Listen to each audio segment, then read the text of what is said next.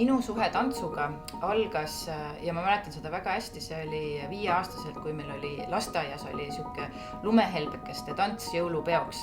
Ja siis meil oli seal selline 2 rida paigutatud ja siis mina olin ühes reas see kõige esimene. Ja siis see liigutus, et millega ma siis nagu läksin, et ma mäletan seda tunnet nii hästi, et ma tundsin ennast nagu nii hästi, nagu nii tähtsana. Ja siis, kui ma läksin pärast lasteaeda koju, siis ma kohe palusin, et ema paneks kõik PG plaadid ja APA plaadid peale, et ma saaks tantsida.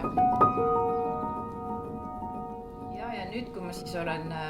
nõks vanem kui 5-aastane, huvitav, üllatus, siis nüüd ma nagu lähenen tantsule tõepoolest nagu teistmoodi, et kui võib-olla, ma olen terve elu ikkagi tantsinud, et ma olen võimlenud ja siis showtantsu teinud ja ikkagi mu elu on olnud nagu üks tants kuni mingi ajani siis, kui hakkasid lapsed tulema, siis hakkas tants nagu laste ümber käima. Aga kui me räägime nagu tantsust endast, siis minu jaoks nagu tants on selgelt lugu, et kui ma vaatan näiteks mõnda sellist